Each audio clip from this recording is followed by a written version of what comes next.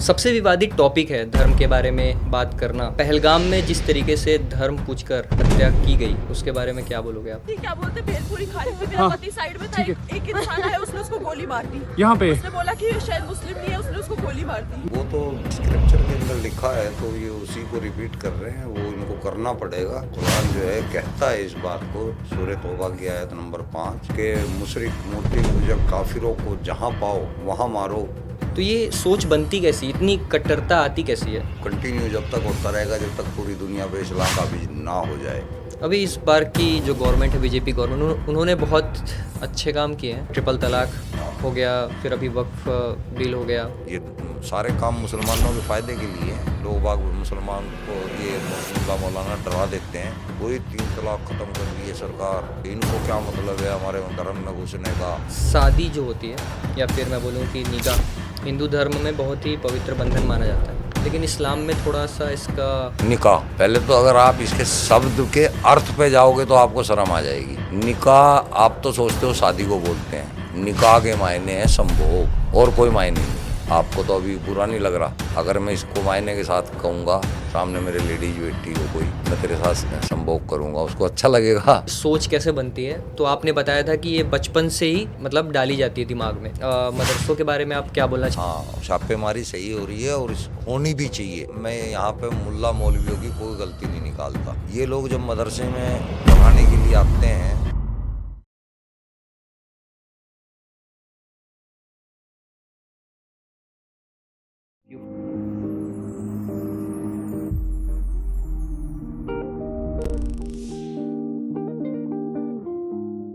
Hello everyone, we are back again with a new podcast. आज का podcast बहुत ही important होने वाला है, क्योंकि हम बात करने वाले हैं इस्लाम और इस्लाम की आइडियोलॉजी पर। और इन पर बात करने के लिए हमारे साथ एक बहुत ही स्पेशल गेस्ट जुड़े हैं, जो कि एक एक्स मुसलमान है।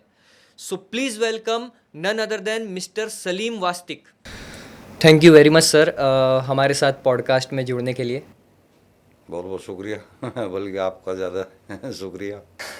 नहीं, आपने अपना समय निकाला। सबसे विवादित टॉपिक है धर्म के बारे में बात करना। और पहलगाम में जिस तरीके से धर्म पूछकर हत्या की गई, उसके बारे में क्या बोलोगे आप? वो तो स्क्रिप्चर के अंदर लिखा है, तो ये उसी को रिपीट कर रहे हैं। वो इनको करना पड़ेगा। ये कुरान जो है कहता है इस बात को, सूरह तौबा की आयत नंबर 5 के मुशरिक मूर्ति पूजक काफिरों को जहाँ पाओ वहाँ मारो, घात लगा कर बैठो, उनको तब तक मारो जब तक कि वो ला इलाहा इल्लल्लाह मोहम्मद रसूलुल्लाह सल्लल्लाहु अलैहि वसल्लम ना पढ़ लें, या फिर जजिया टैक्स देना ना शुरू कर दें, तब तक मारो। तो ये तो होता रहेगा। हाँ, ये तो कंटिन्यू जब तक होता रहेगा, जब तक पूरी दुनिया पे इस्लाम काबिज ना हो जाए। पूरी दुनिया पे? हाँ, पूरी दुनिया पे। मतलब पूरा आइडियोलॉजी यही है कि पूरी दुनिया पे इस्लाम का भी हर होना चाहिए। मुसलमान की यही इच्छा है और यही सोच है। आप तो मौलवी रह चुके हैं, हाँ, तो ये सोच बनती कैसी, इतनी कट्टरता आती कैसी है? ये हमारे को किताब से, ये जो कुरान है, कुरान के अंदर से आती है, हदीस के अंदर से आती है, मोहम्मद साहब की सुन्नत में आती है। तो ये हमारे को पढ़ाया जाता है, हमारे जहन में बचपन से घुसाया जाता है कि हम लोग एक सच्ची कौम है, हम ही एक सच्चे रास्ते पे हैं। बाकी दुनिया के जितने भी लोग हैं वो सब भटके हुए लोग हैं, वो काफिर हैं, वो टट्टी हैं। उनके भगवानों को भी अल्लाह मियाँ दोजक में आग में जलाएगा, ये कुरान कह रहा है। ये लिखा होता है? हाँ, ये सब लिखा हुआ है। और इन्हीं चीज़ों से हमें जो है पता लगा कि भाई कोई अल्लाह तो इस टाइप की बातें कह नहीं सकता। ऐसी बहुत सारी बातें हैं कुरान के अंदर जिनसे ये पता लगता है। तब्बत यदा अबी लाहबी वतब मा अगना अनहु मालहु व मा कसब सयस्ला नारन जाता लाबी अमरातहु अम्मा लतलहतब फी जीदिया अबलू मिन मसद। ये अल्लाह कह रहा है, अब आपको तो पता नहीं क्या कह रहा है। तब्बत यदा अबी लाबी हो, तब टूट जाए उस अबू लहब के हाथ। अबू लहब कौन था? मोहम्मद साहब का चाचा। तो मोहम्मद साहब ने जब अबू लहब को कहा कि ईमान ले आओ, तो वो तगड़ा भी था और बड़ा भी था। उसने मोहम्मद साहब को धमका दिया कि ये सब मेरे साथ नहीं चलने वाला, हमें बेवकूफ़ मत बना, और मेरे साथ ऐसा किया तो तेरे हाथ पैर तोड़ दूंगा। ये अबू लहब ने कहा। तो मोहम्मद साहब ने पलट में कहा तब्बत यदा अबी लहब व तब, और नाम ले दिया अल्लाह का। अल्लाह को क्या ज़रूरत है किसी को बद्दुआ देने की? वो तो कुन फया कुन कहेगा और ख़त्म बंदा, सज़ा मिल जाएगी उसको। वो क्यों उसको बद्दुआएं देगा? क्यों उसकी औरत को बद्दुआएं देगा?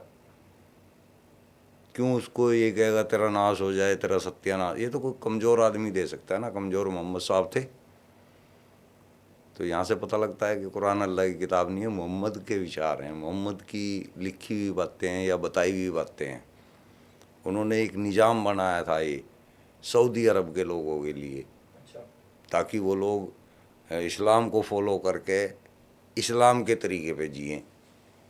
ये और बाकी देशों के लिए तो है ही नहीं है। कुरान खुद कहता है कि ये अरबी लोगों के लिए, अरब के लोगों के लिए भेजा है, सिर्फ अरब के लोगों के लिए। हाँ, लेकिन इसको फैला रहे हैं लोग बाग, ज़बरदस्ती फैलाते जा रहे हैं हर देश के अंदर। इंडिया के अंदर तो इसका कोई मतलब ही नहीं बनता। तो अभी आपने बोला कि बचपन से ही ये दिमाग में डाला जाता है, तो क्या जो मदरसों में पढ़ाई होती है तो इस तरीके के थॉट्स मतलब डाले जाते हैं? हाँ हाँ, बचपन से सिखाए जाते हैं। हमें यही सिखाया जाता है कि हमारे ऊपर अल्लाह का एहसान है कि हमें मुसलमान के घर में जो है जन्म मिला। हम जो है बहुत भाग्यशाली हैं, और ये अब हमारा फ़र्ज़ है कि इस्लाम को बढ़ाने का काम हमें करना है। ये हमारे ऊपर फ़र्ज़ है। दीन को काबिज करना ये हमारे ऊपर फ़र्ज़ है।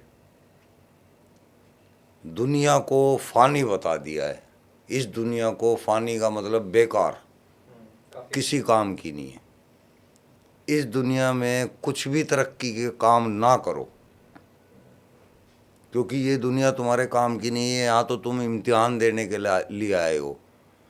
असली दुनिया ऊपर कहीं बता दी है कि असली दुनिया तो वो है, उसकी तैयारी करो। आदमी यहाँ की कोई तैयारी करता ही नहीं, फिर वो लगा हुआ पढ़ने में। पता उसे कुछ है नहीं, मैं पढ़ क्या रहा हूँ क्या नहीं पढ़ रहा। क्या यही रीज़न था आपका इस्लाम छोड़ने का या फिर एक्स मुसलमान बनना? हाँ, तो यही है। जब हम पता चल गया, पहले तो हम भी इबादत करते थे। कैसे जर्नी कैसी थी, मतलब कैसे आपको रियलाइज़ हुआ कि ये कुछ तो गड़बड़ हो रहा है? या फिर पढ़ के और तजुर्बे करके, कुछ सिर पे समस्या आई, उस समस्याओं की वजह से इबादत की तरफ रुझान ज़्यादा हुआ कि भाई अल्लाह ही बचाएगा। जब नहीं कुछ फ़ायदा हुआ तो दिमाग में ये थॉट आने शुरू हो गए कि भाई या तो ये किताब फेक है, ऐसा कोई अल्लाह है ही नहीं है, या फिर हमारे अंदर कोई कमी है, हम सही से जो है पढ़ाई नहीं कर पा रहे। तो जब खूब अच्छी तरीके से फिर गौर करके पढ़ना शुरू किया, शक की निगाह से पढ़ना शुरू किया, तो पता चलता चला गया, सारे किस्से का समझ में आ गया कि मोहम्मद साहब ने अपनी बातों को अल्लाह के नाम से इस्तेमाल किया है, अल्लाह का नाम इस्तेमाल किया है। अल्लाह नाम की कोई चीज़ ना दुनिया में है ना एग्जिस्ट करती है। तो हम भगवान तो बोलते ही हैं। आप लोग किसी ऐसी शक्ति को भगवान बोलते हो जिसका कोई वजूद नहीं है, जो भरोसा है, विश्वास है। भरोसा है ना, और उसके बारे में पूरा बताया गया है। उसका एक शरीर जो है अधकचरा शरीर कुरान के अंदर बताया गया है। उसकी आँख बताई गई है, वो देखता है। उसका पैर भी बताए गए हैं, वो चलता है। उसके पिछवाड़े भी बताए हैं, वो सिंहासन पे बैठता है। उसके हाथ भी बताए हैं, वो अपने हाथों से जो है इंसानों को बनाया उसने। तो ये सारी चीज़ें यानी कि एक है उसका ढांचा। ऐसा सारे धर्मों में है क्या मतलब जिस तरीके से हम, अगर मैं हिंदुत्व की बात करूं तो भगवान को देखने का नज़रिया अगर देखा जाए तो श्री कृष्ण हैं, बहुत सारे भगवान हैं, उनको भी तो एक मूर्ति के रूप ही दिया गया। देखो, हिंदू दो तरह के हैं। एक तो वो है जो सनातन को मानता है। धर्म क्या है? माँ के प्रति पुत्र का धर्म, पुत्र के प्रति माता पिता का धर्म, जीवों के लिए प्रति हमारा कर्तव्य, ये धर्म होते हैं। लेकिन हमने धर्म क्या बना लिया? मंदिर में पूजा करना, है ना। तो आप बोल रहे हो धर्म की ज़रूरत नहीं है? मेरे ख्याल से तो किसी भी धर्म की ज़रूरत हमें नहीं। ये धर्म की तो ज़रूरत है जो मैं बता रहा हूँ। सनातन धर्म, हाँ, ठीक है। इसकी तो जरूरत, इसके बगैर तो हम राक्षस हो जाएंगे। मतलब जीवन जीने की एक कला, जो कर्तव्य है कर्तव्य हमारे, सिखाए, कर्म के बारे में जो बात करे, हाँ, जो इस पे भरोसा करे, वो एक धर्म वो होता कोई भी धर्म हो, सही है। है। जो इंसानियत पे भरोसा करे। हाँ, वो कोई भी धर्म हो, A to Z, वो अच्छा है। ये तो हमारे वाले तो जो है मार काट, काफिरों को मारना, मुशरिकों को मारना, मूर्ति पूजकों को मारना, इनसे नफरत करना, अपना अपना वर्चस्व बढ़ाना, यही है और कुछ है ही नहीं इसके अंदर।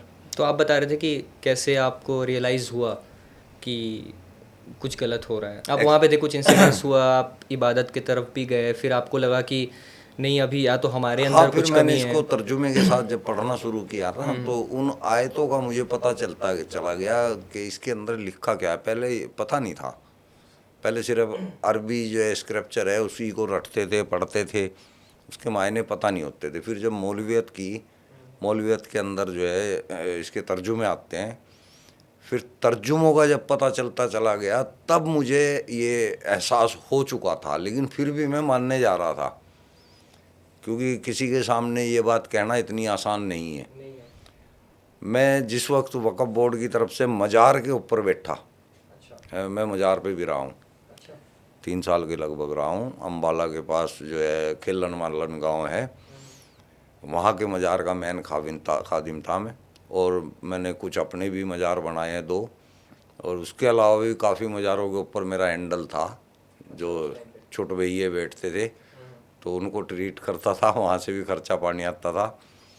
दुकानदारी कर रहा था मैं भी, अच्छी दुकानदारी चल रही थी। लेकिन फिर समझ में आया कि उस जगह पे लोग वो आते हैं जो हर जगह से टूट जाते हैं, दुखी लोग, जो कि कभी किसी के पास जा रहे, कभी किसी के पास जा रहे, और हर आदमी ठगता है। फिर वो हमारे पास आते हैं, हम भी ठग लेते हैं। ये मुझे रियलाइज हुआ कितना गलत काम हम कर रहे हैं। बहुत से लोग अपना सोने का सामान गिरवी रख के बाबाओं की मांग पूरी करते हैं।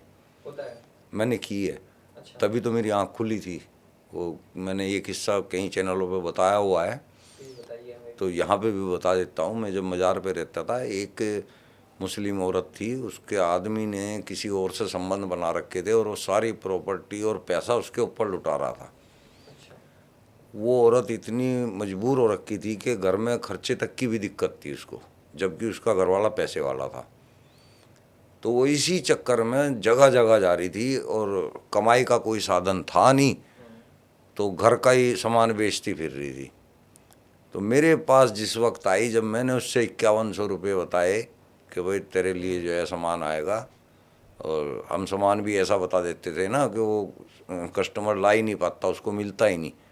तो वो एंड में अलग अलग टाइप की जो है आइटम बता देते थे हम, जैसे कि काले चने हुए, काले चावल हुए, पीला फूल, पीला फल, इस टाइप की आइटमें बहुत सारी बता देते थे। तो आदमी सोचता था कहाँ इकट्ठा करता फिरेगा, जो खर्चा है वो यहीं दे देते हैं। कभी बकरे का खर्चा बता दिया कि कुर्बानी करनी पड़ेगी, उससे 5100 रुपये मैंने कुर्बानी के नाम पे लिए थे। उसने अपनी सोने की बालियाँ रख के गिरवी मेरे को करके दे दिए, मुझे पता नहीं था।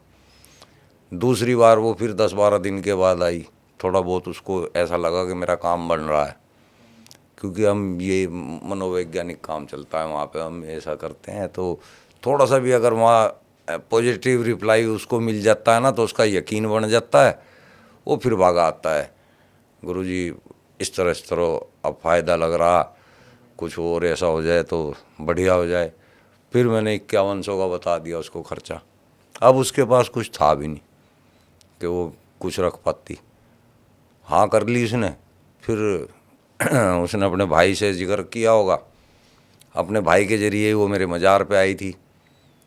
उसका भाई पैसे का अरेंजमेंट तो कर लाया, लेकिन उसने फिर मुझे आके उसके बारे में बात बताई कि ये इस तरह परेशान हो रही है, इस तरह धक्के खा रही है, और आपकी तरफ से रहम हो जाए तो बढ़िया। फिर मैंने उसको सारी बात बताई थी हकीकत। मैंने कहा इधर कुछ नहीं है, ये चिनाई पत्थर से बना रखी है कब्र, यहाँ अंदर कोई नहीं फंसा हुआ, सब हम ही हैं। आप जो भी बाबा बैठे होते हैं ना, यही करते हैं सब कुछ। हाँ, सभी करते हैं।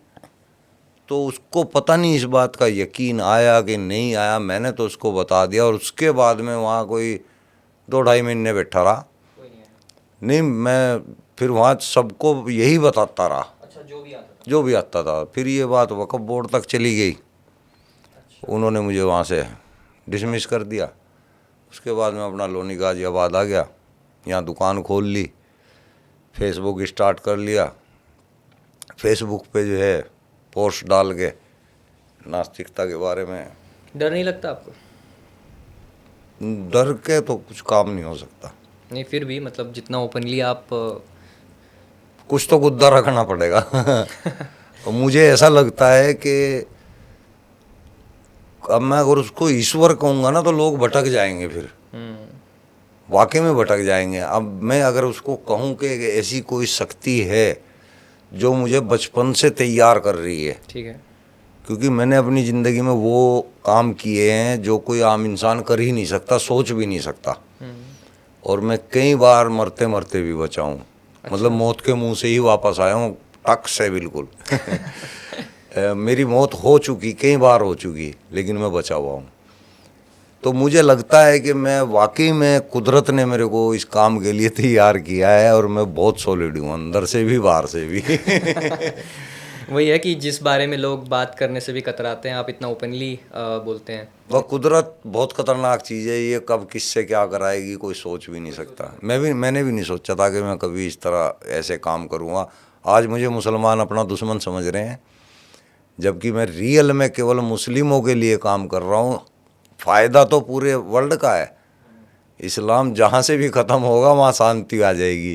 काम मैं केवल मुसलमानों के लिए कर रहा हूँ। इस्लाम जहाँ भी खत्म होगा, इस्लाम से ही तो अशांति है यार। इन्होंने तो जो है कत्लो की ताल मचा रखा है। इन्होंने तो आदमी को इंसान से हैवान बना रखा है। जहाँ पे भी आप देखोगे आतंक के अंदर मुस्लिम मिलेंगे, जहाँ पे भी आप ज़्यादातर क्रिमिनलों में देखेंगे तो मुस्लिम मिलेंगे, बेरोजगारों में देखोगे तो मुस्लिम मिलेंगे, तरक्की पे कोई मुसलमान है ही नहीं है। तो इस्लाम सबसे पहले मुसलमान को ही खा जाता है।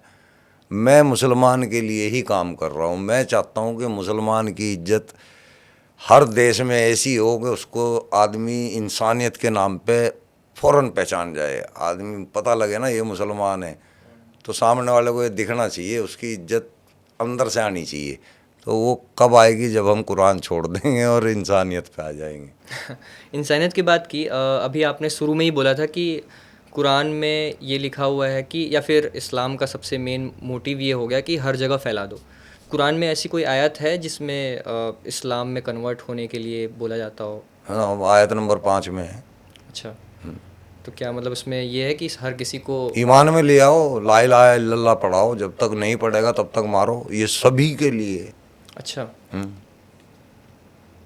जब तक नहीं पढ़ेगा? जब तक नहीं पढ़ेगा तब तक मारेगा। हुक्म है, मजबूरी में मानना पड़ेगा।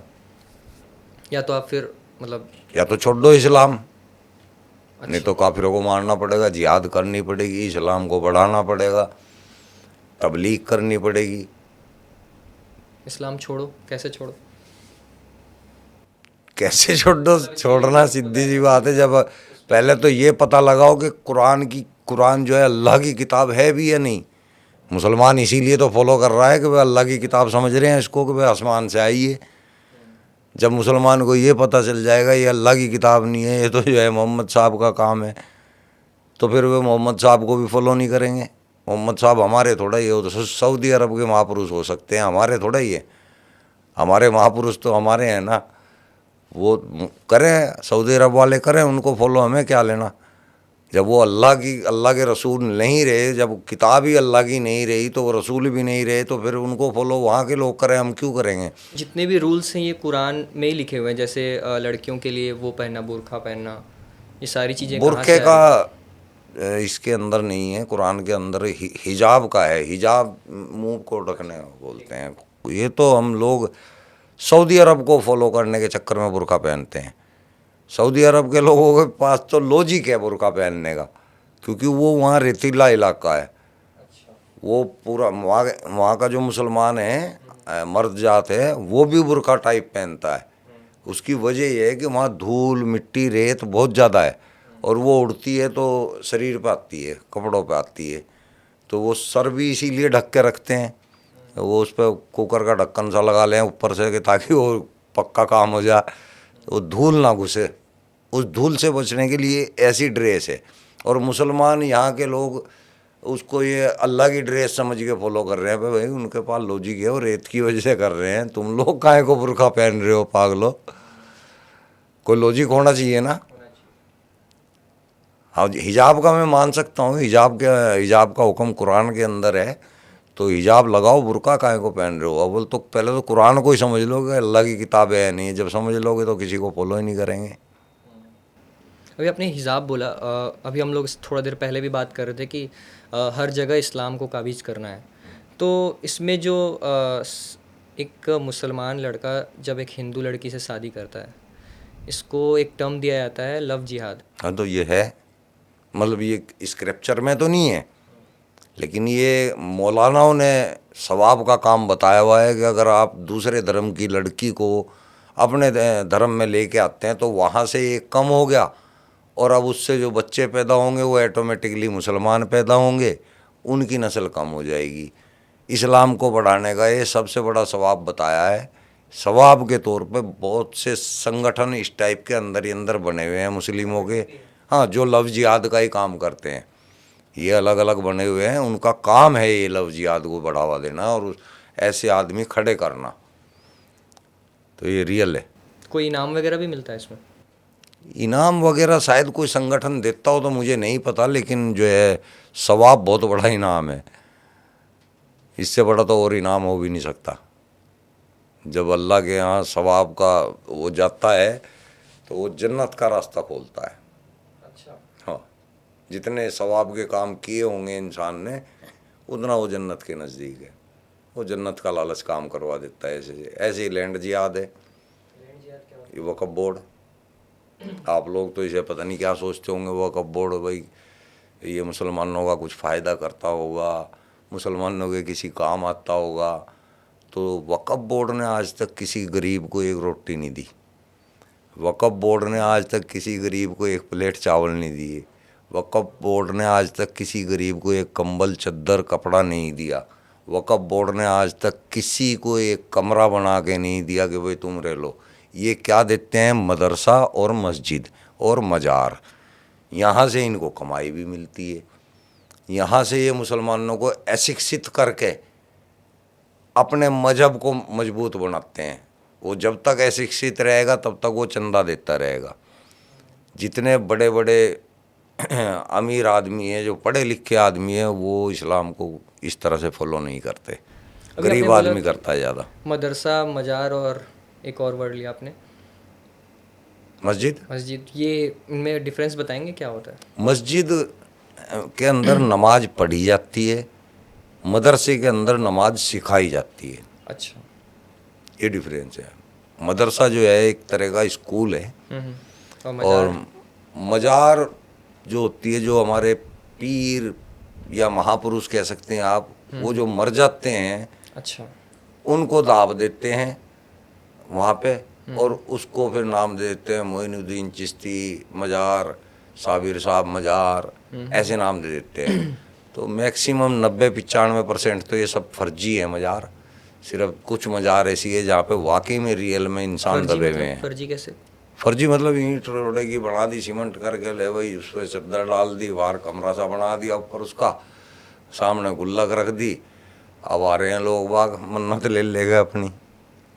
एक जगह तो मैंने गधे की मजार देखी हुई है पंजाब के अंदर, वो गधे की मजार बना रखी है, वहाँ पे उसका चल रहा है गधा पीर। आपने नमाज और उसको लेकर भी बोला है, जहाँ पे चादर चढ़ाते हैं, मजार, उसको लेकर भी बोला है कि नमाज, कहीं कुरान में कोई जिक्र नहीं है नमाज। हाँ, नमाज का कुरान में कोई जिक्र नहीं है। नमाज है ही नहीं कुरान के अंदर। सलात है, 2 टाइम की सलात कायम की जाती है, नमाज पढ़ी जाती है।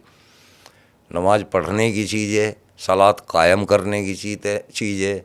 सलात होता है अपनी ज़िंदगी की शुरुआत सुबह से लेकर शाम तक के बारे में सोचना और उस पर कार्य करना, ये सलात है। 2 टाइम की सलात का हुक्म है, सुबह और शाम। जब आप सुबह कार्य के लिए तैयार हो रहे तो अपना मन को सही करके अपने अंदर से जो है उसको तैयार करें। जब शाम हो जाए तो फिर अपना दिन के बारे में सोचें, हमसे कोई गलती हुई या नहीं हुई उसके बारे में चिंतन करें। ये है, इन्होंने 5 टाइम की नमाज हमारे चेप दी। लो भाई, अल्लाह मियाँ जो है तो ये कहाँ से है 5 बार नमाज करने का? ये मोहम्मद साहब ने शुरू किया।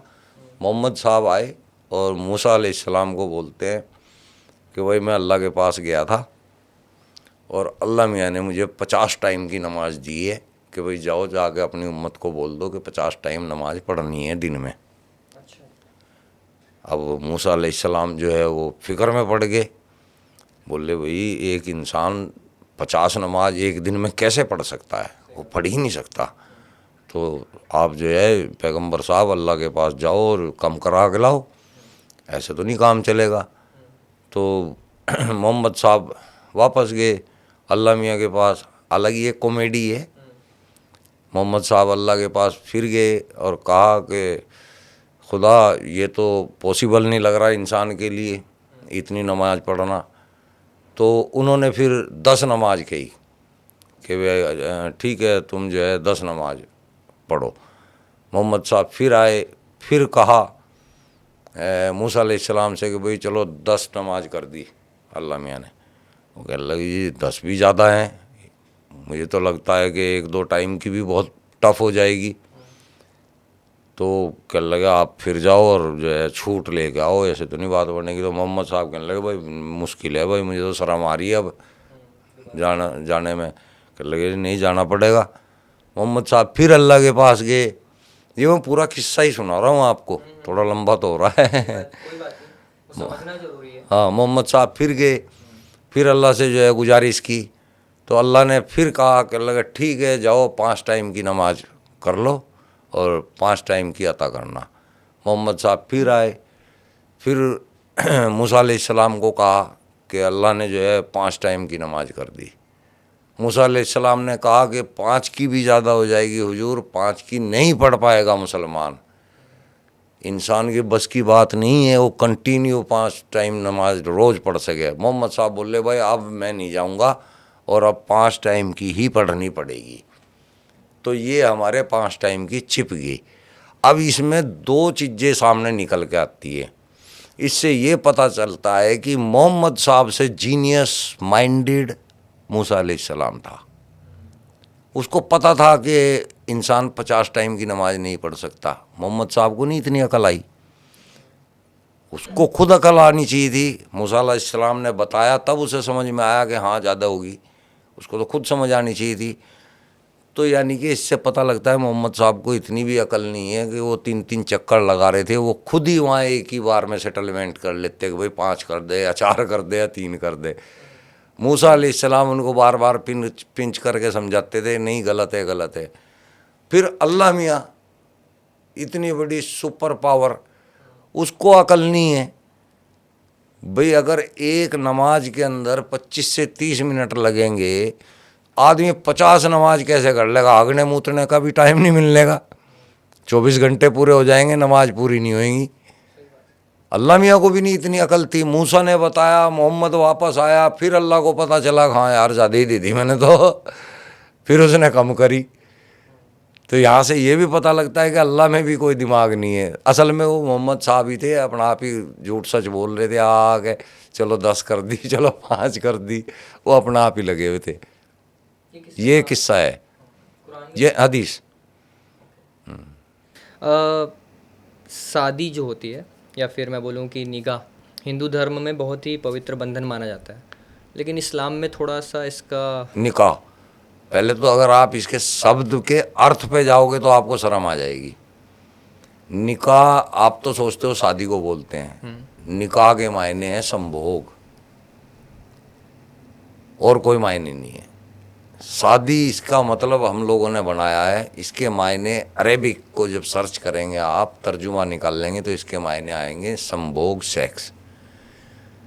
तो ये हमारे यहाँ निकाह की इतनी इज्जत है, यानी कि हम शादी एक बढ़िया शब्द है, विवाह एक अच्छा शब्द है, हाँ पवित्र बंधन माना जाता है, लेकिन निकाह अच्छा शब्द नहीं है।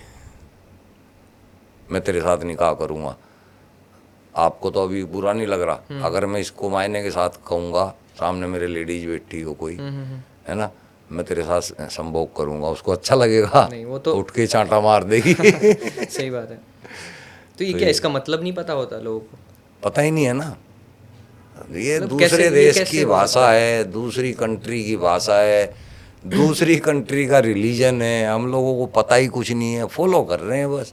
ऐसे कैसे हो सकता है? हमारे बुजुर्गों को यातना दे के मुसलमान बनाया गया था। पहले हमारे बुजुर्ग मुस्लिम थोड़ा ही थे, यहाँ पे तो सभी हिंदू ही थे इंडिया के अंदर।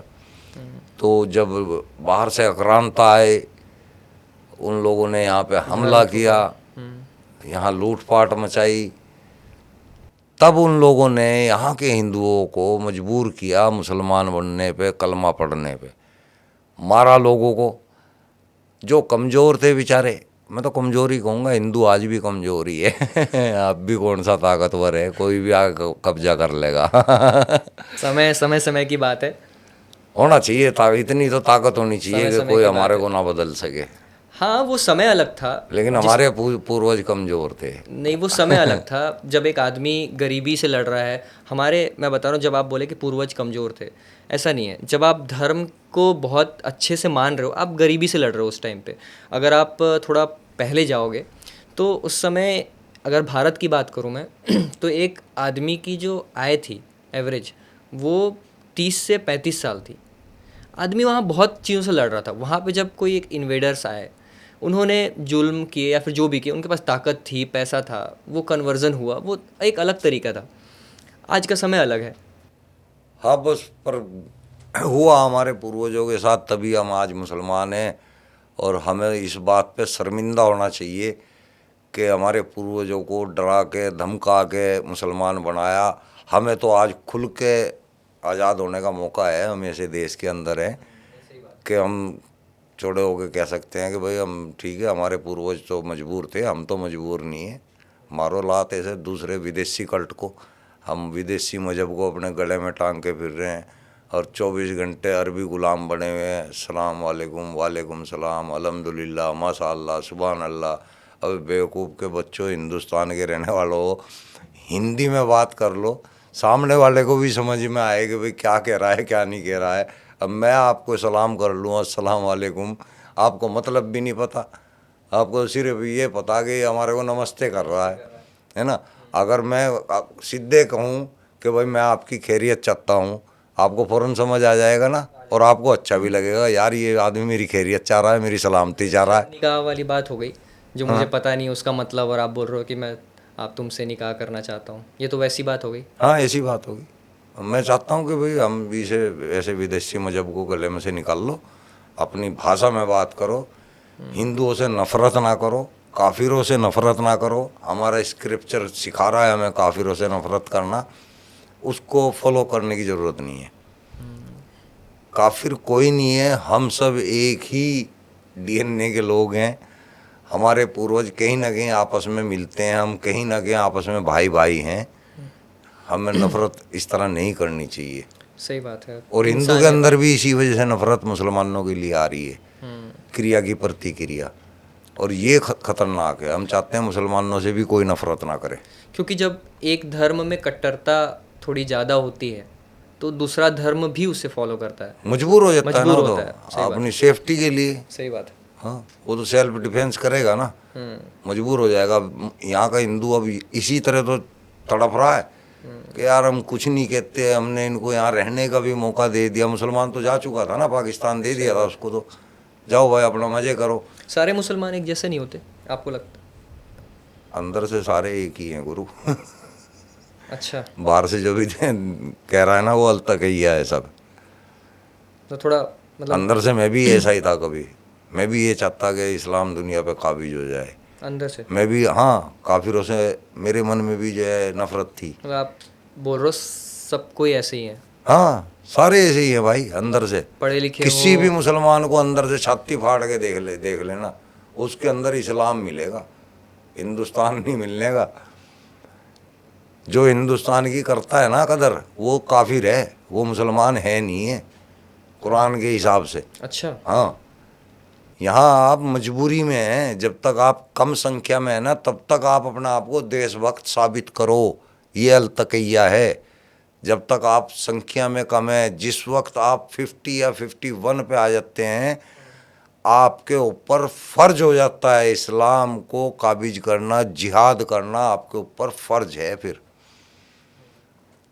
आपको वहाँ पे शरिया लागू करना जायज़ हो गया, अब आपको उसके लिए काम करना पड़ेगा। वो इंसान कहाँ से रह जाएगा भाई, जो लोगों को ज़बरदस्ती जो है कन्वर्ट करता फिरेगा। अच्छा, क्या यही कारण है कि जो अभी रिसेंट में ये देखा गया कि पाकिस्तान के जो ध्वज था, झंडा था, उसको उठाया जा रहा था? हाँ, वो अंदर मानसिकता है ना हमारी इस्लाम के लिए। वो एक्चुअली मैं यहाँ क्लियर कर देता हूँ कि उसका वो जो चांद तारा है ना जो बना हुआ है, उसका मतलब मुसलमान के लिए पाकिस्तान नहीं है, उसका मतलब मुसलमान के लिए इस्लाम है। तो वो लोग वहाँ पे इस्लाम की कदर कर रहे हैं, इस्लाम को पैरों के नीचे ना कोई, है ना। और पाकिस्तान जो है इस्लाम का अपना आप को कहता है कि हमें अल्लाह ने मौका दिया है गजवा हिंद करने का। तो मुसलमान वाकई में अंदर से उनके सपोर्ट में है। तो क्या आपको लगता है कि जो भी कुछ हो रहा है आजकल देश में, उसको पाकिस्तान स्पॉन्सर कर रहा है? हाँ, जैसे अभी 100% पाकिस्तान और कश्मीर। कश्मीर। हाँ, आप लोग सोचते हो कि कश्मीर इंडिया का हिस्सा है, ऐसा नहीं है। कश्मीर आतंकवाद का सबसे बड़ा अड्डा है। पाकिस्तान तो सिर्फ जिम्मेदारी लेता है। नहीं, अड्डा है। हाँ, लेकिन उसको स्पॉन्सर पाकिस्तान कर रहा है। हाँ, वो 100 खुद हम भी कर रहे हैं, आप लोग भी करते हैं, आप लोगों को पता ही नहीं है। आप लोग वहाँ पे टूरिज्म करते हैं, जाते हैं आप लोग वहाँ पे 30-40 हज़ार रुपये खर्च करके आता है एक आदमी, तो वो किसको पैसे दे रहा है? करता है जी, वो खर्चा भेजता है, स्पॉन्सर भी करता है, हथियार भी देता है। उसको आगे पता नहीं कहाँ से कौन स्पॉन्सर कर रहा है, ये मैं कह नहीं सकता, लेकिन पाकिस्तान इंडिया को कर रहा है। इंडिया को क्या, कश्मीर को कर रहा है। और कश्मीर ने इसकी बागडोर थाम रखी है अपने हाथ में, जितना भी आतंक होता है। हम लोग सोचते हैं कि पाकिस्तान से लोग आके कर रहे हैं, वो कश्मीर के लोग ही करते हैं, और वहीं अपने घर में जाके घुस जाते हैं और वहाँ से जिम्मेदारी ले लेता है कोई सा भी संगठन, कभी बोको हराम वाला, कभी ISI वाला, कभी हिजबुल मुजाहिदीन वाले। ये लोग अपना नाम ले लेते हैं, वो बच जाते हैं और इनका जिहाद पूरा चालू। हम लोग नहीं, बेवकूफ़ ऐसा भी है आई थिंक। पाकिस्तान से आते हैं लोग क्रॉस करके, बॉर्डर क्रॉस करके। आपने देखे थे? नहीं, देखे नहीं है, बट फिर भी कोई नहीं ऐसे तो हमने कुछ भी नहीं देखा। नहीं आता। ये सब प्रेजेंटेशन है, कौन कैसे किसको प्रेजेंट कर रहा है ये अलग कहानी है, लेकिन हमने तो बहुत कुछ, मैं तो अंदर से ही रहा हूँ। मैं तो पहले खुद मैं भी एक आतंकवादी था एक तरह से कैसे? मतलब मैं भी इसी जिहाद का हिस्सा था। सोच। हाँ, सोच क्या, मैं कर रहा था, इस काम को कर चुका था मैंने भी जो है हैंड ग्रेनेड वगैरह। ये मेरे भाई का एक पैर जो चीथड़े उड़े थे, उस वक्त मेरे पास भी हैंड ग्रेनेड थे, हथगोले थे। वो एक हथगोला ऊपर से नीचे गिर गया था, मेरे मामा का लड़का था, दिलशाद नाम था उसका, और उसके पैरों में गिर गया था, उसके पैरों के चीथड़े उड़ गए थे। तो मैं तो सारा जानता हूँ ना, अंदर की सारी बातें मुझे सारा पता है।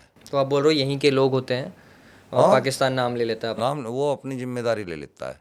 फिर क्या है कि हमारे जो है नेता वगैरह कह देते हैं कि पाकिस्तान का आता, पाकिस्तान का आता। किसी सही से बंदे को बिठाओ, 2 मिनट के अंदर पकड़ लेगा। अगर हमने कश्मीर को काबू में ले लिया ना, आतंक सब खत्म। गुजरात भी लगा हुआ है पाकिस्तान से, और भी लगे हुए हैं ना, वहाँ पे कोई एक्टिविटी क्यों नहीं होती आतंकियों की?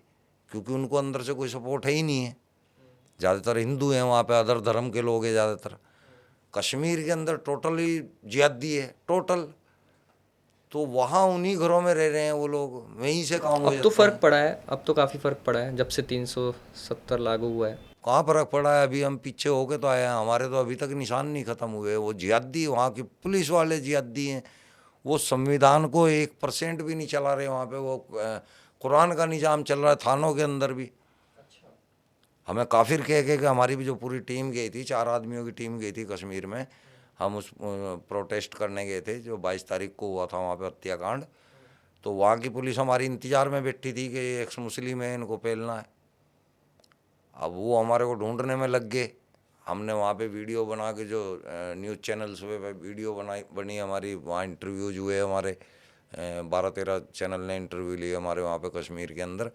वो जब वायरल हुए, उनके ज़रिए उनको पता लग गया कि इन्होंने श्रीनगर में स्टे किया हुआ है। तो श्रीनगर से हमारे को बहुत बड़ी जो है पुलिस की टीम उठा के लेके आई और हमारे को काफिर कह के मारा गया, मुर्तद कह के मारा गया। तू इस्लाम के खिलाफ बोलेगा, तेरी हिम्मत कैसे होगी? तो हमारे देश के अंदर आके जो है इस्लाम के खिलाफ बोल रहा है, तेरे टुकड़े कर देंगे, तेरी गर्दन काट देंगे। ऐसे ऐसे शब्द हमारे साथ कहे गए हैं। वहाँ के सीसीटीवी कैमरे चेक हो रहे हैं, अभी तो कार्रवाई चल रही है, वो सारे सस्पेंड होंगे। 3 थाने थे, 3 थानों में कोई 60-70 पुलिस वालों ने मिल के हमारे को मारा है और बहुत बर्बरता की से मारा है हमारे को। हमारा केस अब लड़ रही है, नाजिया खान है जो एडवोकेट, फेमस एडवोकेट है, वो हमारा केस लड़ रही है।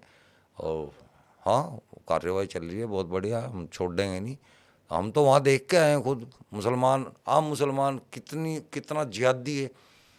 वो हमारे को फ़ोन कर रहे हैं बार बार, अभी तक भी फ़ोन आ रहे हैं। आज भी फ़ोन आया कि तेरी गर्दन पे 15 कुल्हाड़ी मारूंगा आगे, तेरी गर्दन पे इधर 15-15 कुल्हाड़ियाँ मारूंगा आगे। तो वो उन लोगों को आप हिंदुस्तानी सोच रहे हो उन लोगों को आप ये सोच रहे हो कि संविधान को मानते हैं। हमारे नेता भी सोच रहे हैं कि हमने वहाँ 370 लागू कर दी तो वो अब हमारे हाथ में आ गया। कुछ भी हाथ में नहीं है, जरा सा भी, कहीं भी हाथ में नहीं है। वहाँ कानून ही सारा शरीयत का, टोटल कुरान का कानून चलता है। तनख्वाह संविधान के उससे लेते हैं, तनख्वाह भारत सरकार से लेते हैं और पालन कर रहे हैं वो इस्लाम का थानों के अंदर। और खाली थानों के नहीं, वहाँ जो भी महकमा होगा हर जगह वहाँ वही इस्लाम का निज़ाम चल रहा होगा। हम तो केवल वहाँ पुलिस स्टेशन देख के आए हैं, लेकिन बाकी का भी फिर 100% हमने अंदाज़ा लगा लिया कि भाई जो 6-7% वहाँ पे हिंदू है उसकी क्या हालत हो रही होगी, वो वहाँ कैसे रह रहा है। इसके बारे में थोड़ा सा हम जानने की कोशिश कर रहे थे, सोच कैसे बनती है। तो आपने बताया था कि ये बचपन से ही मतलब डाली जाती है दिमाग में। तो मैं मदरसे पे फिर से आऊँगा। मदरसों के बारे में आप क्या बोलना चाहेंगे? जिस तरीके से अभी ये हो रहा था कि मदरसों पे छापेमारी भी हो रही थी, बहुत सारे मदरसों पे हुआ, तो इनके बारे में क्या बोलोगे? छापेमारी यौन बहुत सही उत्पीड़न हो के रही भी है और केसेस होनी सामने आए चाहिए। थे। हाँ, छापेमारी सही हो रही है और होनी भी चाहिए। यहाँ पे देखो, ये लोग, मैं यहाँ पे मुल्ला मौलवियों की कोई गलती नहीं निकालता। ठीक है। ये लोग जब मदरसे में पढ़ाने के लिए आते हैं तो ये बहुत दूर दूर से आते हैं। अच्छा। किसी का घर 700 किलोमीटर पे, किसी का घर 1000 किलोमीटर पे, किसी का 500 किलोमीटर पे। लोकल कोई नहीं होता मदरसों के अंदर। अच्छा। मैक्सिमम कोई एक आध हो गया लोकल तो हो गया, नहीं तो मैक्सिमम बाहर के होते हैं लोग। जिस्मानी नेचर बहुत बड़ी चीज़ है, नेचर को आप कंट्रोल नहीं कर सकते। अगर आप नेचर को कंट्रोल करने की कोशिश करोगे तो रिजल्ट बहुत भयंकर आएगा। सेक्स नेचर की बहुत बड़ी पावर है, ये हर इंसान में जागती है और इसका कोई वक्त नहीं है, किसी भी वक्त जाग सकती है। अब हम बच्चों को पढ़ा रहे हैं, उस वक्त अगर हमारे को जाग गए तो अब मैं क्या अपनी बीवी के पास 1000 किलोमीटर दूर जाऊंगा? लॉजिक ही नहीं बनता ना। तो वो मौलवी साहब क्या करेंगे? वहाँ जो उपलब्ध हैं आसपास, कौन है उपलब्ध वहाँ पे? बच्चे और बच्चियाँ, जो भी उनके उसमें फंस गया उसी के साथ हरकतबाजी कर देते हैं। अब वो बच्चा डर के मारे नहीं बता पाता किसी को, क्योंकि ये एक ऐसा कर्म होता है कि बच्चे को समझ में ही नहीं आता कि मैं अब क्या करूँ। उम्र ही ऐसी होती है कि उस समय कुछ समझ में नहीं आता। उस समय नहीं समझ में आता, बाद में उसको पता लग जाता है कि मेरे साथ गलत हुआ, लेकिन फिर भी हिम्मत नहीं होती कि घर पे बता दे। घर पे बताएंगे मेरे साथ हफीज जी ने ऐसे ऐसे कर दिया, घर वाले यकीन नहीं करेंगे, है ना? पता ही नहीं, करते ही नहीं है वो। इस्लाम के ऊपर बदनामी सहन ही नहीं होती। और अगर किसी ने यकीन कर भी लिया, उसने जाकर हाफिज को पकड़ भी लिया, ज़्यादा से ज़्यादा क्या होता है कि उसको 2 या 4 झापड़ मार देते हैं और वहाँ से उसको भगा देते हैं। कोई कार्रवाई नहीं होगी इसके खिलाफ, क्योंकि इस्लाम बदनाम हो जाएगा। अगर पुलिस थानों में बात चली जाएगी तो ये जो पुलिस थानों तक बात चली जाती है ना, ये इसलिए चली जाती है कि कहीं ना कहीं कोई हिंदू या अदर धर्म का आदमी बीच में कूद पड़ता है, उसकी वजह से बात आगे बढ़ जाती है। आपके नोन में हुआ है ऐसा कोई इंसिडेंस? हाँ, मेरे तो खुद शामली के अंदर मस्जिद है, वहाँ पे पकड़ा गया है, मदरसे के अंदर पकड़ा गया है। ये तो आम है, आप लोग यूट्यूब पर जगह जगह देख सकते हैं। तो ये गलती मुल्लाओं की नहीं, हम लोगों की है। हमें सोचना चाहिए कि हम अपने बच्चों को, बच्चियों को कहाँ भेज रहे हैं। स्कूल में भेजो, कामयाब होंगे बच्चे, 100%। तो मदरसे बनाए क्यों गए फिर? मदरसे तो इसीलिए बनाए गए हैं ना कि इस्लाम को आगे बढ़ाया जा सके, दीन की शिक्षा दी जा सके। इसका तो मेन मकसद तो यही है। उसकी आड़ में फिर सारे काम चलते हैं, हथियार भी आते हैं, सब कुछ होता है वहाँ पे। फिर एक अड्डे बनाए हुए हैं मुसलमानों ने, अपने मौलवियों ने बना रखे हैं। मुसलमानों को तो कुछ पता ही नहीं रहता मस्जिद मदरसों में क्या चल रहा है क्या नहीं चल रहा। उनको तो सुबह शाम तक मजदूर आदमी है सारे। सही बात है। मैंने तो मजदूरी में निकल जाते हैं, शाम को बेचारे आते हैं, अपना 100-50 रुपये चंदा पकड़ा देते हैं। इतना ही है मुसलमान, इससे ज़्यादा नहीं है। जो पढ़ा लिखा नहीं है, जिन्होंने पढ़ लिख रखा है, लंबी दाढ़ी पहन रखी है, उसने अपनी दुकान चला रखी है, वो इसलिए लगा पड़ा है। जानते ये भी हैं सब मुल्ला मौलवी कि ये कोई अल्लाह की किताब नहीं है, ये डरते भी नहीं। जब डरते नहीं तभी तो मस्जिद मदरसों में ऐसा काम करते हैं। अगर इन्हें किसी अल्लाह का डर होता तो ये मस्जिद मदरसों के अंदर ऐसे काम थोड़ा ही करते। और वही लोग हमारे को सिखाते हैं कि इस्लाम ऐसा है, अल्लाह ऐसा है, नबी ऐसा है, वही सिखाते हैं हमारे को। तो हमें समझ यहाँ से लेनी चाहिए कि जब ये लोग अल्लाह से नहीं डरते और अल्लाह इनका कुछ नहीं उखाड़ पाता, तो हमें क्यों डर लग रहा है, हम क्यों डर रहे हैं। इस डर की वजह से हम लोग इस्लाम को फॉलो करते हैं। हलाला क्या होता है? हलाला जो है इस्लाम के अंदर ख्वातीन का बहुत बड़ा मजाक है, औरत का, महिला का। इसके मायने ये हैं कि अगर मर्द ने गुस्से में या किसी वजह से जज्बात में आके अपनी बीवी को तलाक दे दी 3 बार, और अब उसको अपनी गलती एहसास हो रही है, महसूस हो रही है, तलाक देने के बाद? हाँ, कि यार मैंने गलत कर दिया। अब तो ट्रिपल तलाक, अब तो ख़त्म है। तो ये तो बहुत बढ़िया काम हो रखा है मुसलमानों के लिए। तो अगर उसने वो तलाक दे दी, तो अब वो ये चाह रहा है कि मैंने गलती कर दी है, मैं वापस अपनी घरवाली को अपने साथ ही रखूँगा। अच्छा।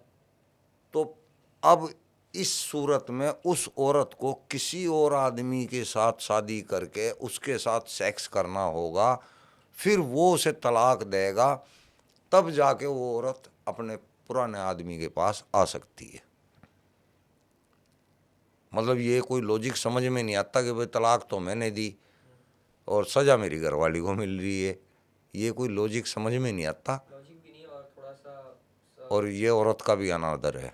उसकी पता नहीं अंदर से इच्छा है या नहीं है कि भाई किसी और आदमी के साथ संपर्क में जाना चाहती है, नहीं जाना चाहती है, लेकिन अल्लाह ने यहाँ मजबूर कर दिया उसको कि जाना पड़ेगा। मैक्सिमम औरतें ऐसी होती हैं कि वो ये कभी जीवन में सोच भी नहीं पाती कि मैं किसी और आदमी के साथ संबंध बने मेरे। मैक्सिमम ऐसी होती हैं, लेकिन उनको भी मजबूर कर दिया अल्लाह ने, करना पड़ेगा। अब क्यों? हलाला इसी का तो नाम है, अच्छा। करना पड़ेगा। अभी भी ये हाँ, कंटिन्यू, ये ख़त्म ही नहीं हो सकता। कुरान के अंदर है।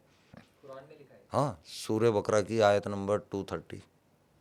सब कुछ कुरान से ही निकल के आ रहा है। इस्लाम ही कुरान है एक्चुअली। इस्लाम एक दीन है। दीन अरेबिक वर्ड है। दीन के मायने होते हैं रास्ता। तो इस्लाम एक रास्ता है, और उस रास्ते को बताने वाली गाइड कुरान है। तो ये कुरान से ही इस्लाम संचालित है। समझ रहे बात को? मैं तो अभी वो क्वेश्चन ही सोच रहा था, हलाला ही सोच रहा था मैं। बट ठीक है, मैं जिहाद के बारे में थोड़ा और बात करना चाहूँगा। जिहाद होता क्या है? जिहाद, असली मीनिंग क्या है जिहाद का? जिहाद के मायने कोशिश। कोशिश। हाँ, अगर हम इस्लाम के लिए कोशिश करते हैं तो हम जिहाद कर रहे हैं। इस्लाम को बढ़ाने की कोशिश हम कर रहे हैं तो वो जिहाद है। और जिहाद करने वाले को मुजाहिद कहा जाता है। मुजाहिद के लिए जन्नत पक्की है। जन्नत का लालच हर जगह घुमा के दे दिया अल्लाह ने। वाकई में मैं मुसलमानों के ख़िलाफ़ नहीं हूँ। मुसलमान तो अगर ये इस्लाम उससे छूट जाए तो आप देखना कि इससे बेहतर कौम नहीं है। इनको बचपन से ही मेहनत इनके दिमाग में होती है, बचपन से ही घुसाया होता है मेहनत। लेकिन इनकी मेहनत कहाँ हो रही है? केले की रेडी पे, पंचर बनाने में, बिरयानी बेचने पे, रेडी रिक्शा खींचने पे, यहाँ मेहनत हो रही है। क्योंकि इनको इस्लाम दुनिया की तरक्की करने के लिए कहता ही नहीं। क्या ये प्रॉपर एजुकेशन न मिल पाने के कारण है? हाँ, वही तो है। बोल सकते हैं। हाँ, बोल सकते नहीं, है वही। अगर ये मदरसों को, मस्जिदों को छोड़ के स्कूलों में चले जाते, कॉलेजों में चले जाते, तो कोई माई का लाल इनकी तरक्की रोक ही नहीं सकता। 100 में से 70-80 तो कामयाब होंगे ही होंगे, 60 तो होंगे ही होंगे। अभी तो 100 में से 5-7 ही कामयाब है। और जो 5-7 कामयाब है वो अपनी लाइफ को चेक करके देख लो कि वो इस्लाम के अनुसार मुसलमान नहीं है। बहुत जगह कुरान की आयतों को अनफॉलो करते हैं वो, इसीलिए वो कामयाब है। और जो मुसलमान इस्लाम को कंप्लीटली फॉलो करेगा, उससे दरिद्र इंसान कोई नहीं मिलेगा। आप सोचते हो जाकिर नाइक भी बहुत तगड़ा फॉलो करता है, वो तो अमीर आदमी है। यकीन मानना, जाकिर नाइक अपने कमरे के अंदर जाके अल्लाह मियाँ को घंटे पे नहीं रखता होगा, ये मैं पक्की बता रहा हूँ। वो सिर्फ दुनिया को दिखाने के लिए है। उसको फंडिंग आ रही है, उसको मिल रहा है, इसलिए कर रहा है। अगर वो भी खड़ा होके कह दे कि वो नहीं, कोई अल्लाह की किताब नहीं है, लोग पहले तो उसे मारेंगे, बच गया तो चवन्नी नहीं मिलने की, भुक्का मरता फिर हो जाएगा, भागा फिर हो जाएगा। क्या ये इतनी कट्टरता ही एक कारण है कि इस्लाम और आतंकवाद को काफ़ी हद तक जोड़ के देखने लग गए हैं लोग? आतंकवाद लिखा है ना, अल्लाह तो खुद ही कह रहा है ना मैं आतंकवादी हूँ। सूरे 8 की 12 वहाँ कह रहे हैं अल्लाह मियाँ कि मैं लोगों के दिलों में दहशत डालूंगा, यानी कि टेरर। दहशत टेरर को बोलते हैं ना, अंग्रेजी मेरी तगड़ी है थोड़ी सी। तो अल्लाह खुद टेरर डाल रहा है। टेरर डालने वाले को क्या बोलते हैं? टेररिस्ट। टेररिस्ट आतंकवादी को ही बोलते होंगे। तो अल्लाह खुद कह रहा है मैं आतंकवादी हूँ। बहुत बड़ा एलिगेशन है। लिखा हुआ है, वो खुद कह रहा है, मैं अपनी तरफ से नहीं बोल रहा। वो कह रहा है मुसलमानों को कि मैं काफिरों के दिलों में दहशत डाल दूंगा और तुम उनके सर काट देना, उनका पोर पोर काट देना। ऐसा लिखा हुआ है। हम वही आयत बताई ना मैंने, सूरह 8वें नंबर की सूरह है और 12 नंबर आयत।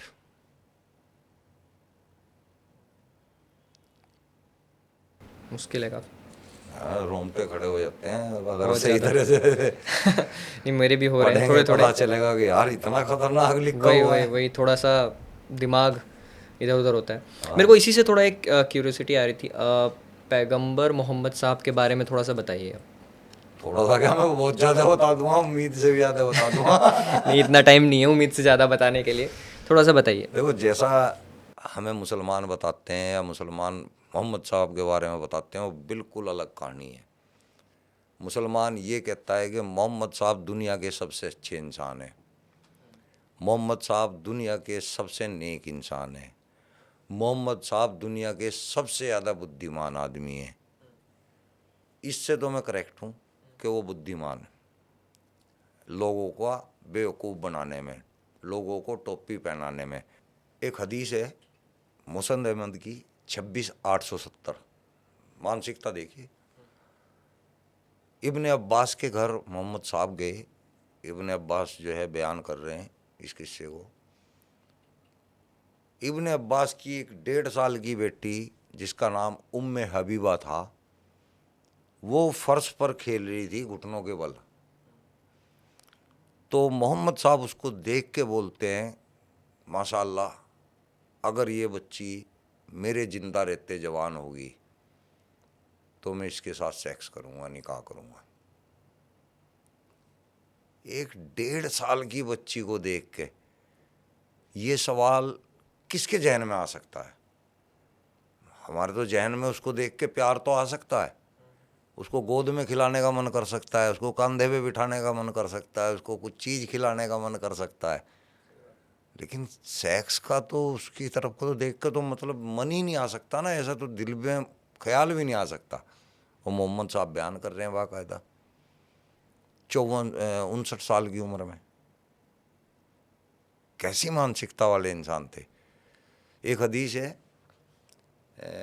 नंबर है, ताला बंद है, याद नहीं आ रहा नंबर। मोहम्मद साहब अपनी बेटी की कब्र के पास बैठे हुए थे, चारों तरफ भीड़ लगी हुई थी। हाँ, सही बुखारी की 1285। सही बुखारी कुरान के बाद अव्वल किताब है, इसकी 1285 में लिखा हुआ है कि मोहम्मद साहब अपनी बेटी की कब्र के नज़दीक बैठे हुए थे, रो रहे थे। कब्र में बेटी लेटी हुई थी, अभी उसे ऊपर से तख्ते वगैरह नहीं डाले हुए थे। तो रोते रोते मोहम्मद साहब ने पब्लिक की तरफ को देख के कहा कि तुम में से कोई एक वो शख्स आगे आओ जिसने रात अपनी बीवी के साथ सोहबत ना की हो, यानी कि संभोग ना किया हो। और वो कब्र में नीचे उतरे। तो उनमें से एक शख्स जिसका नाम अबू तलहा था, उसने हाथ उठाया, हाँ पैगंबर साहब, मैंने रात अपनी बीवी के साथ सेक्स नहीं किया, सहवास नहीं किया, सोबत नहीं की। तो मोहम्मद साहब ने उसको इशारा किया, तुम कब्र में नीचे उतर जाओ। ये हदीस इतना ही है। अब हम ये सवाल करते हैं कि मोहम्मद साहब किसी ऐसे आदमी को कब्र में क्यों उतार रहे थे जिसने कल रात अपनी बीवी के साथ संभोग ना किया हो? वो क्या कराना चाह रहे थे ऐसे आदमी से? भाई अगर वो ये कह देते कि भाई जो आदमी पाक नापाक ना हो वो आदमी नीचे उतरो, जिस आदमी के कपड़े साफ हों वो आदमी नीचे उतरो, जिसके दिल नेक हो वो आदमी नीचे उतरो, ऐसी बात कहते हुए समझ में आ रही है। कल रात से जिसने अपनी बीवी के साथ सेक्स ना किया वो नीचे उतरो। क्या कराना चाह रहा था भाई तू उसके साथ, अपनी बेटी की लाश के साथ, एक रात के रुके हुए बंदे से? अब हम तो रुका हुआ ही कहेंगे ना। ये मानसिकता मोहम्मद साहब की थी। अब इसको आप अच्छा आदमी मान सकते हैं तो मानने। 6 साल की बच्ची आयशा, उसके साथ एक 54 साल का पैगंबर निकाह कर रहा है, अल्लाह का नाम यूज करके कह रहा है कि मुझे अल्लाह में मियाँ ने हुक्म दिया है कि तुझे जो आयशा के साथ शादी करनी होगी। अल्लाह मियाँ क्यों अपने एक पैगंबर को ऐसा काम करवाएगा जिसकी वजह से तमाम ज़िंदगी लोग उस पर उंगलियां उठाते रहें? भाई अल्लाह ये तो कोई करा सकता था कि कोई ऐसी बातें रखता अल्लाह मियाँ के पैगंबर के ऊपर फिट बैठती हों, अच्छे काम कराता उससे। वो 6 साल की बच्ची से क्यों निकाह कराएगा? अल्लाह मियाँ मोहम्मद साहब को उसी की बहू के साथ शादी कराने की इजाज़त दे रहे हैं। बहू भी बेटी होती है ना। मोहम्मद साहब ने अपने एक बेटा गोद लिया हुआ था जिसका नाम जैद बिन हारिस था। मोहम्मद साहब ने उसको फिर अपना नाम दिया जैद बिन अब्दुल्ला और जैन बिन मोहम्मद। उसको गोद लिया अल्लाह ने। गोद लेने के बाद अल्लाह ने, वो मोहम्मद ने, मैं बार बार अल्लाह उसी को कह देता हूँ, मोहम्मद को असल में अल्लाह वही है। मोहम्मद साहब ने उसकी शादी कराई जैनब के साथ। और एक उहद की जंग में से मोहम्मद साहब पिट छित के जैसे ही जैनब के घर में अंदर घुसे तो जैनब अर्धनग्न की हालत में थी, नहाने की तैयारी में थी। तो जिस वक्त मोहम्मद साहब अंदर घुसे तो वो जैनब को मोहम्मद साहब ने देखा तो देखते रह गए और देखने के बाद बोले माशाल्लाह। जब उसने माशाल्लाह कहा मोहम्मद साहब ने तो जैनब समझते हैं ना, वो तो अरबी हैं, वो तो सब समझते हैं ना। तो उसने कहा पैगंबर साहब मैं तो अपने बाप की उम्र की तरह आपको देखता हूँ, अपने बाप की जगह आपको देखती हूँ, अपने बाप की तरह आपको मानती हूँ। तब मोहम्मद साहब ने एक आयत तैयार करी, अल्लाह ने भेजी आयत, वो करते खुद थे तैयार, नाम अल्लाह का ले देते थे कि अल्लाह दिलों को बदलने वाला है। इसका मतलब अल्लाह तेरे दिल को बदल देगा, तू मुझे बाप की तरह समझती है ना, फिर तू मुझे कसम की तरह समझने लगेगी। इसका मतलब ये है आयत का। तो जब मोहम्मद साहब ने ये आयत बताई तो जैनब को भी समझ में आ गया कि मोहम्मद साहब का दिल तेरे पे आ गया है। जैनब खुद को अमीर ख़ानदान की थी, वो जैद के साथ फिट ही नहीं हो रही थी, वो भी उससे पीछा छुड़ाना चाह रही थी जैद से, क्योंकि जैद एक गुलाम था, मोहम्मद साहब ने सिर्फ उसको गोद लिया था। तो जैनब को भी मौका मिल गया। मोहम्मद साहब ने फिर चालबाजियाँ करके जैद से जैनब की तलाक करा दी। जैनब की तलाक होने के बाद रास्ता साफ हो गया, मोहम्मद साहब उसके साथ सेट हो गए। अब मोहम्मद साहब उसके साथ सेट रहने लगे तो लोगों ने जो है एतराज़ किया कि भाई आप लोगों ने जो है शादी तो की ही नहीं है। तब मोहम्मद ने फिर एक आयत तैयार कर दी कि इसका निकाह मैं खुद अल्लाह, इसका निकाह खुद मैंने करा दिया है, मैंने पढ़ा दिया है, निकाह पढ़ाने की ज़रूरत नहीं है किसी को।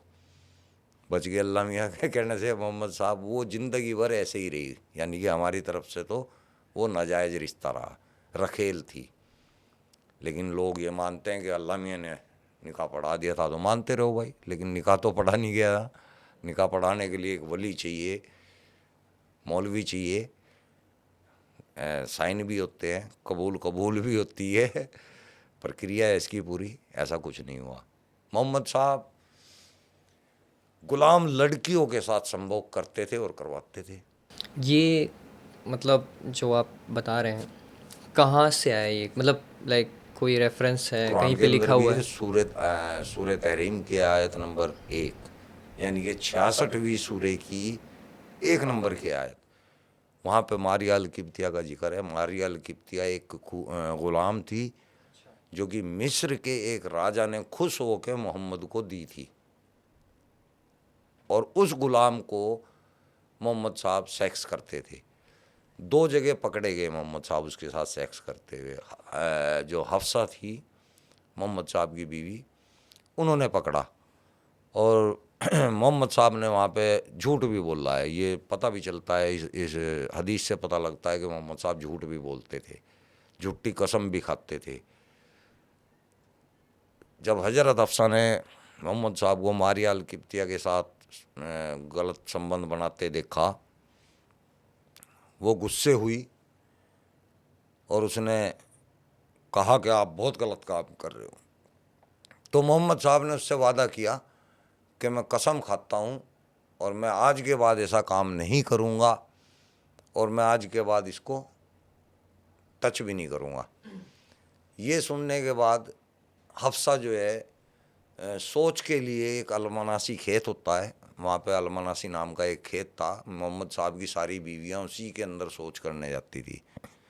वो सोच करने के लिए चली गई, थोड़ी देर में ही वापस आई तो मोहम्मद साहब फिर लगे हुए मारिया अल किब्तिया के साथ। उसने फिर कहा कि लगा, हे रसूल तुम तो बहुत झूठे हो, अभी तो तुमने मेरे से वादा किया था, अभी तो तुमने कसम खाई थी। बोला अल्लाह मियाँ ने जो है मेरी इस कसम को ख़त्म कर दिया है, और अल्लाह मियाँ ने मेरे पास आयत भेजी है कि ये तेरे लिए हलाल है। वो आयत सूरह तहरीम की 1 नंबर है। तो मोहम्मद साहब अल्लाह मियाँ का नाम लेकर अपना कांड करे जा रहे थे। कभी ऐसा नहीं हुआ जान पे आ गई हो आपकी जब आप ये सब बातें बोलते हो? हाँ बहुत बार। अभी तो कश्मीर से बच के तो आए हम 4 आदमी, एक बार बैठा हुआ है। अच्छा, कई बार हमें तो मार दिया था, बच गए हम तो। अगर कश्मीर में? हाँ, बहुत लोगों ने देखा हुआ है ना, पढ़ा हुआ है, सब पता है, देख ली वीडियो, देख ली। ताज़ी बात है, अभी 15-20 दिन हुए होंगे। अच्छा, ये लव जिहाद भी इसी मानसिकता से हो रहा होता है? लव जिहाद इस्लाम को बढ़ाने की वो है। ये इस्लाम को बढ़ाने के 2 दल हैं, एक नरम दल, एक गरम दल। गरम दल का काम क्या है? जंग करना, आतंक करना, लड़ना, ये गरम दल है। गरम दल में कौन कौन आते हैं? बोको हराम, ISI, मुजाहिदीन, ये संगठन जो है ना सारे, ये गरम दल है। जो नरम दल हैं, नरम दल के अंदर लव जिहाद, वक़्फ़ बोर्ड, अल तक़िया करने वाले, ये नरम दल में शामिल हैं। तो दोनों दल मिल के काम कर रहे हैं, जिहाद कर रहे हैं, इस्लाम को बढ़ाने का काम कर रहे हैं, सवाब का काम कर रहे हैं, जन्नत में जाने का काम कर रहे हैं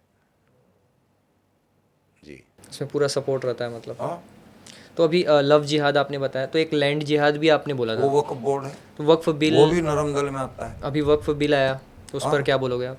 वो उनको तो नुकसान हो रहा है ना, बाहरी आदमी जब इसमें शामिल हो जाएंगे, वो अपनी मर्जी के मुताबिक फैसले नहीं ले सकते। फिर वक़्फ़ बोर्ड को मुसलमानों के लिए भी काम करना पड़ेगा, मुसलमानों को भी देना पड़ेगा।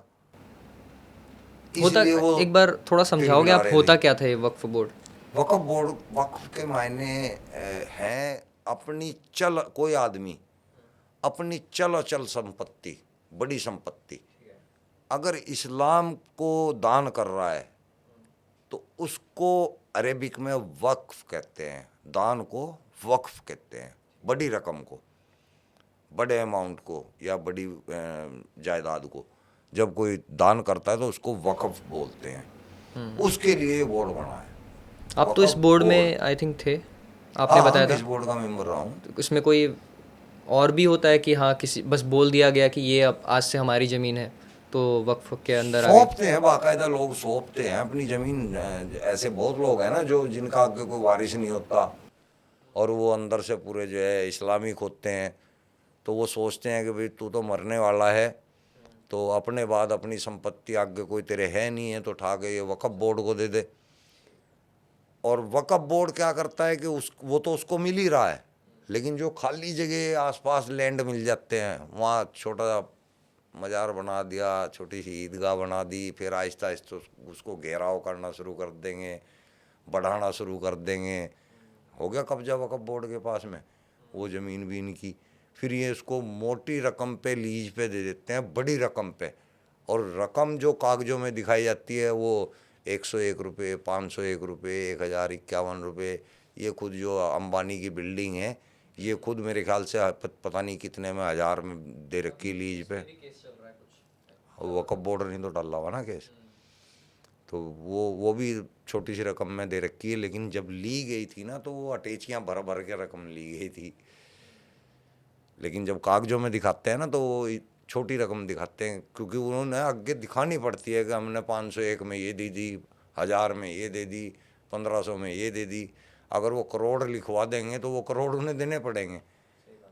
तो ये जितने भी वक़्फ़ बोर्ड के मुलाजिम हैं सारे करोड़पति अरबपति मिलेंगे। अब तंगी हो रही है ना इनको, अब तो अंदर ही अंदर दिक्कत हो रही है। हाँ, अब इनको ये सिर्फ तनख्वाह ही मिलेगी, वो बाहरी आदमी इनको कोई बड़ा काम करने नहीं देगा। अभी इस बार की जो गवर्नमेंट है, बीजेपी गवर्नमेंट, उन्होंने बहुत अच्छे काम किए हैं। ट्रिपल तलाक हो गया, फिर अभी वक्फ बिल हो गया। ये सारे काम मुसलमानों के फ़ायदे के लिए हैं। लोग बाग मुसलमान को ये मुल्ला मौलाना डरा देते हैं, वही 3 तलाक ख़त्म कर रही है सरकार, वही 3 तलाक ख़त्म कर रही है, इनको क्या मतलब है हमारे धर्म में घुसने का, इनको क्या मतलब है। क्योंकि तलाक के नाम पे जो है कितनी कमाई होती है आप लोग सोच भी नहीं सकते। अच्छा, जब एक आदमी तलाक देता है, वो फतवा लेने के लिए मौलवी के पास जाता है, वो पैसे उतारता है। जब वो हलाला करने के लिए मौलवी के पास जाता है, वो पैसे उतारता है। जब निकाह दो निकाह पढ़ाने वाला आएगा, वो पैसे उतारता है। कितने लोग पैसा कमाते हैं। ये सब पैसा कमाने का धंधा है और कुछ नहीं। अब थोड़ा सा इम्प्रूवमेंट एक्स मुस्लिम ही ला सकते हैं इम्प्रूवमेंट, कुरान के अंदर कोई इम्प्रूवमेंट या नहीं। आप अभी कोई और धर्म नहीं फॉलो कर रहे हो? मुझे ज़रूरत नहीं है, मैं कर्तव्य को फॉलो कर रहा हूँ। जो कुदरत के कर्तव्य हैं हमारी जिम्मेदारी पे छोड़े हुए हैं, उसको फॉलो कर रहा हूँ। जो हमारे इंसानों के प्रति कर्तव्य है उसको फॉलो कर रहा हूँ। जो हमारे जीवों के प्रति कर्तव्य है उसको फॉलो कर रहा हूँ। बाकी मैं ये कोई जो रिलीजियस हैं या रिलीजन है इनको फॉलो नहीं करता। 1 घंटा मतलब कुछ बातें तो ऐसी थी जिससे थोड़ी दिल दहला लेने वाली भी थी, कुछ बातें ये थी, बट एक आखिरी शब्द बच गया जो बहुत ज़्यादा सुनने मिलता है कि हराम, ये क्या होता है? हराम एक्चुअली इस्लाम के अंदर जो गलत चीज़ें हैं ना, जो गलत काम है, उनको हराम का नाम दे दिया गया है, और जो सही चीज़ें हैं जो इंसान को करनी चाहिए उसको हलाल बोल दिया है। लेकिन जब हम एक्स मुस्लिम हो जाते हैं या हमें ये पता लग जाता है कि इस्लाम अल्लाह की किताब नहीं है, तो हम देखते हैं कि जो काम हलाल है ना उसके अंदर भी बहुत गलतियाँ हैं। अब जैसे हलाला जो है हलाल है लेकिन बहुत गलत काम है। जैसे ज़कात देना आप लोग सोचते हैं बहुत अच्छा काम है ना। ज़कात दान होता है, आप लोग सोचते हैं बहुत अच्छा काम है। ज़कात अच्छा काम नहीं है, ये केवल ज़कात मुसलमानों को देते हैं, मुसलमानों के बाहर ज़कात देते ही नहीं है किसी को, तो वो अच्छा काम कैसे हो गया? वो इंसानियत से अलग कर दिया ना, सिर्फ मुसलमान के लिए। तो इस्लाम के अंदर वाकई में कोई अच्छी चीज़ है भी नहीं है। अगर ज़कात इन्होंने अच्छा बनाना था ना, तो क्या हिंदू क्या मुसलमान जो मजबूर दिखे उसको दे दो। लेकिन ये लोग जाके कहाँ देते हैं? मदरसों में, मस्जिदों में, या किसी आदमी को देंगे तो मुसलमान को देंगे, ये इनकी ज़कात है। तो मैं तो मानता नहीं कि कोई भी चीज़ इस्लाम के अंदर अच्छी है। जो अच्छी चीज़ें हैं वो दूसरे धर्मों से उठा रखी हैं, अपने धर्म में कोई अच्छी चीज़ इन्हें मिली ही नहीं है। तो क्या आप सब धर्म छोड़ दें, ये अगर बोलना चाह रहे ज़रूरत हो हो आप? तो पकड़ो, अगर ज़रूरत है तो पकड़ो, हमें तो ज़रूरत नहीं है। और बेहतरीन मज़ा आ रहा है, जिंदा दिल्ली से जी रहे हैं, आज़ाद हैं। हालांकि हिंदू धर्म ऐसा नहीं है कि वहाँ नास्तिक को भी जगह है, वहाँ आप भगवानों को गाली भी दे लोगे तब भी आपको कोई मारने के लिए नहीं आएगा। हमारा धर्म इतना गंदा है कि अगर हमने अपने अल्लाह के बारे में, मोहम्मद के बारे में ज़रा सा भी बोल दिया तो हमें मारने के लिए घूमने लगेंगे। इसलिए मैंने ये 2 बार आपसे क्वेश्चन पूछा कि कभी जान पे खतरा हुआ कि नहीं, क्योंकि हाँ। मैं अभी इस 1 घंटे के पॉडकास्ट में आपने इतनी सारी बातें बताई जो सुनकर थोड़े से रोंगटे खड़े हो जाते हैं। हाँ, होते हैं और वाकई मुझे में। लगता है कि और जो जब आप ऑडियंस करोगे तो और भयंकर हो जाएगा। जो जिहादी होता है ना उसके तो बिल्कुल ही खड़े हो जाते हैं, क्योंकि उसे तो अल्लाह, जन्नत, आहा, तो इसलिए करता है। मुझे लगता है ये पॉडकास्ट भी जो लोग देखेंगे कुछ लोगों के लिए बहुत ही शॉकिंग होगा, कुछ लोगों के लिए थोड़ा सा नॉलेज भी होगा, और होपफुली आप लोग समझेंगे इस्लाम के क्या मायने हैं और चीज़ें कहाँ से निकल के आ रही हैं। एट द एंड आप कुछ ऑडियंस से बोलना चाहेंगे, कोई एक हाँ, मैसेज देना मैं चाहेंगे या फिर? हिंदू मुस्लिम सभी से बोलना चाहता हूँ। हिंदुओं से मैं ये बात बोलना चाहता हूँ, प्लीज़ भारत के मुसलमानों से बिल्कुल भी नफरत ना करें, बेशक वो क्रिया की प्रतिक्रिया हो। क्योंकि एक्स मुस्लिम अपनी जान पे खेल के सिर्फ मुसलमानों को बदलना चाह रहे हैं और बदलने का काम कर रहे हैं और बदल भी रहे हैं। रिजल्ट इतने आ चुके हैं कि आज गिनती भी नहीं है, 2 करोड़ प्लस इंडिया के अंदर एक्स मुस्लिम हो चुके हैं। जबकि एक टाइम में हम सिर्फ अपना आप को ही सोचते थे कि हम अकेले हैं, आज 2 करोड़ प्लस हो चुके हैं। ये सिर्फ एक्स मुस्लिमों की बदौलत हो रहा है, और बहुत तेज़ी से एक्स मुस्लिम इंडिया से इस्लाम को ख़त्म कर देंगे। हम और कहीं से नहीं, हमें कोई मतलब है, कहीं और होता है इस्लाम होता रहे, सऊदी में जितना मर्जी मान लो, पाकिस्तान में जितना मर्जी मान लो, हम उस दिन बोलना छोड़ देंगे जिस दिन इंडिया के अंदर से मुसलमान एक्स मुस्लिम हो जाएंगे। हम अपने चैनल ख़त्म कर देंगे, हमें फिर कोई ज़रूरत नहीं है। हम भारत तक ही रहना चाहते हैं और भारत के लिए ही काम कर रहे हैं। और मैं मुसलमानों से लास्ट में ये बात कहूँगा, मेरे प्यारे दोस्तों, मैं आप लोगों का दुश्मन नहीं हूँ, मैं आपका भाई, भतीजा, चाचा, ताऊ, फूफा, रिश्तेदार हूँ। मैं आप लोगों के खिलाफ जा ही नहीं सकता, मतलब ही नहीं बनता। मैं अपने बीवी, बच्चों, बहन, भाइयों के खिलाफ क्यों चला जाऊँगा? मैं आप लोगों की इज्जत बनाना चाह रहा हूँ दुनिया के अंदर। इसी दुनिया के अंदर आप लोगों की इज्जत होगी अगर आप इस्लाम को समझ गए तो। जय हिंद, जय भारत। जय हिंद। ये पॉडकास्ट हम यहाँ पे ही एंड करेंगे। Thank you very much sir, बातें करने के लिए हमारे साथ। Thank you.